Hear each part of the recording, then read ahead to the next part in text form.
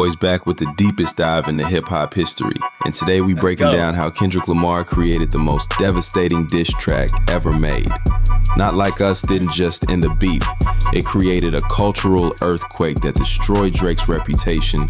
Are y'all trolling me? Kendrick did not drop, bro. He dropped again? Not again, bro. After Meet the Grams? What is going on? This is getting crazy, bro. This man be popping up at all time of hours. I left a whole cookout for this. I can't even go shopping, bro. I need sleep. I live here now, as you guys Forever. Because Kendrick gonna let me leave. Even the courts couldn't save this man from the destruction Kendrick unleashed. What I'm about to show y'all ain't just about bars and beats. This is about how one song can reshape an entire culture, how 3 minutes can end a decade of dominance, and how Kendrick didn't just win a rap battle, he won the war for hip-hop's soul. By the time we done here, you gonna understand why Not Like Us is being studied in universities, why it's being quoted in courtrooms, and why it's the song that saved authentic hip-hop from corporate colonization. This ain't just a diss track breakdown. This is a masterclass in how to destroy somebody so completely that they run to the legal system for help. This is the story of how Kendrick Lamar created the most perfect weapon in hip-hop warfare. Let me start with the genius of how this song was constructed, because Kendrick didn't just throw random insults. Every bar was calculated, every accusation was strategic, every moment was designed for maximum damage. This man studied Drake like he was preparing for the bar exam. The production alone was a statement. That minimalist beat, those West Coast vibes, that bounce that made you want to move even while Kendrick was destroying somebody's career. Mustard on the beat, ho. Not DJ Mustard. DJ Mustard is in this too. Mustard, you in this too? Man down, call like Amber Lambs, tell him free, bro. This flow, this beat is Kill someone on a mustard beat. Nella to the cross, he walk around like Tizo. What's up? The music made you dance while the lyrics made you think. But the real genius was in the structure. Kendrick didn't just attack Drake's rap skills, he attacked his identity. He questioned his authenticity, his connection to the culture, his whole approach to being black. That's not just rap beef, that's spiritual warfare. The way Kendrick flipped Drake's own words against him was masterful. And it was at that moment that Kendrick ascended from an MC from the West Coast who was great to one of the God tier MCs from the West Coast. Shout out Kendrick. And if you like breakdowns like this, make sure you smash a like and hit that subscribe button. And also look out for my man, what's his name? Mic Drop TV. He been dropping nothing but bangers. Nothing but bangers. Let's get right back into it, y'all. You know I like to hold y'all. He took everything Drake said about himself and used it as evidence of his fakeness. That's like using somebody's own testimony to convict him in We court. still double down, calling us some slaves. And Bro, this new! Bro. Drake just dropped that. Hey, Yeah. 10 hours ago, 12 hours ago. Wait, did he write this last night? And he's mentioned in the song today. If you enjoying this breakdown of hip-hop's most devastating weapon, show your boy some love with a like. We about to dive deeper into how this song changed everything. But what made Not Like Us truly historic wasn't just what Kendrick said. It was how the culture received it. he a fan, he a fan, he a fan, he a fan, he a fan, he a 69 God. Hey. F-A-N. Hey, run for This your beat life. hard, bro. Freaky ass. Let me just make you want to do this. God, freaky ass. That's that little two-step. Yeah. 69 God. This made us rename Drake. This song became an anthem. People weren't just playing it, they were studying it. They were breaking down every bar like it was scripture. The memes started immediately. Social media became a battlefield where Drake stans tried to defend their boy while the culture celebrated his destruction. But the memes weren't just jokes. They were cultural commentary. They were the people's way of saying, finally, somebody said what we all been thinking. Radio stations started playing it immediately. DJs were breaking down the bars on air. Hip-hop legends were co-signing it. The song didn't just go viral, it became a movement.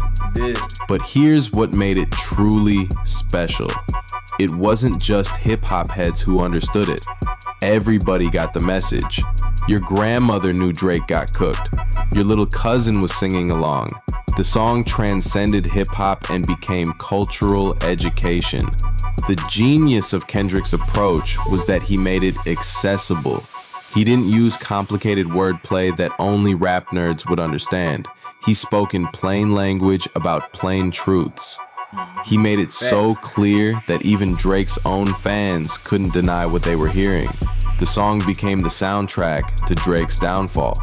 Every time somebody wanted to roast Drake, they played Not Like Us. Every time somebody wanted to make a point about authenticity, they referenced this song. Kendrick turned his diss track into a cultural weapon. But the cultural impact went way beyond just entertainment. Say O-V-Ho. Just gonna say that! Kendrick, stop! This is a bomb! Then stab this way, stab that way, then stab this way. Be my friend. Are we locked in? Hold on. Then stab this way, stab that way, Yeah. stab this way, Yeah. stab that way. Yeah. Ooh. Oh, this is catchy. There's no way this song is this fire. The song started conversations about authenticity in hip-hop, about cultural appropriation, about what it means to be real in a fake industry. Kendrick used his platform to educate while he destroyed. Make sure y'all hit that subscribe button if you want more content that breaks down how real artistry impacts culture. We analyzing the songs that matter, not just the songs that chart. The international impact was crazy too. People in Argentina were singing this song word for word. People in Europe were breaking down the bars. People in Africa were nodding their heads to the truth. Kendrick created a global moment of recognition. But what made this song truly devastating was how it exposed Drake's weaknesses so perfectly. Every line hit a nerve, every accusation landed with precision. Kendrick didn't just throw punches, he performed surgery. The way Kendrick questioned Drake's blackness wasn't just about skin color, it was about cultural connection. He was asking, do you really understand the struggle? Do you really represent the people? Or are you just performing blackness for profit? That colonizer line hit different because it put into words what the culture had been feeling. Drake had been taking hip-hop culture, sanitizing it for mainstream consumption, and profiting off our pain without giving back to the community. Kendrick didn't just call Drake fake, he explained why he was fake. He gave examples, he provided evidence, he built a case that was so airtight that even Drake's lawyers couldn't defend against it. The song became a mirror for the entire industry. It forced people to ask themselves, am I being authentic? Am I respecting the culture? Or am I just here for the money? That's the power of real artistry. But the legal aftermath proved just how devastating this song really was. Drake was so hurt, so damaged, so destroyed by this track that he tried to take it to court. That's when you know a diss track hit different. The fact that Drake thought he could sue his way out of getting cooked shows how completely this song broke him. He went from being the king of hip-hop to being the plaintiff in a defamation case. The fall was spectacular. If you think Not Like Us is the most devastating diss track ever made, smash that like button. We celebrating authentic artistry that changes the culture. But here's what makes this song legendary. It didn't just destroy Drake, it elevated Kendrick. It reminded everybody why he's the king. It showed the difference between manufactured success and authentic greatness. The song became a teaching moment for the entire culture. It showed young artists what real hip-hop looks like. It reminded OG artists why they fell in love with the culture. It gave everybody a standard to measure authenticity against. The production choices were perfect too. That West Coast sound reminded everybody where real hip-hop comes from. Those drums hit like gunshots. And imagine if Drake would have won this lawsuit. Imagine all the OGs from the 80s and 90s having to reminisce when you used to be able to have a rap battle. Because you're not allowed to talk, because freedom of speech, and you're not allowed to talk about anybody anymore. It's a good thing that Drake lost this lawsuit. The baseline moved like a funeral march for Drake's career. Kendrick's delivery was flawless.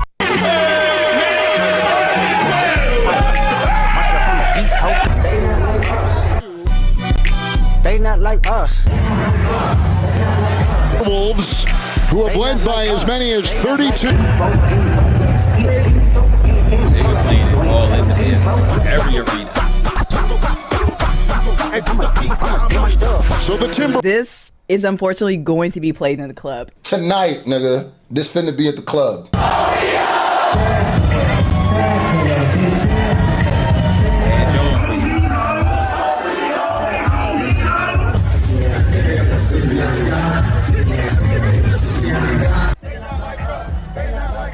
BBL Drizzy, I'm at the pool party, and they just called you a petty. His voice carried the weight of the culture's frustration. Every word was pronounced with precision. Every bar was delivered with conviction. You could feel the authenticity in his voice. The song structure was genius too. It built tension throughout, leading to moments of release that felt like explosions. Kendrick knew exactly when to be subtle and when to be direct, when to whisper and when to shout. But the most beautiful part was how the song brought the culture together. For the first time in years, hip-hop felt unified. Everybody was on the same page. Everybody recognized greatness when they heard it. The song reminded us why we fell in love with hip-hop in the first place. The storytelling, the wordplay, the authenticity, the connection to the streets. Everything that had been missing from mainstream rap was right there in 6 minutes. Make sure you subscribe if you want more content that celebrates the songs that define our culture. We're breaking down the tracks that matter, not just the tracks that trend. Not Like Us became more than just a song. It became a statement. It said, this is what real hip-hop sounds like. It said, this is what authenticity looks like. It said, this is what happens when you disrespect the culture.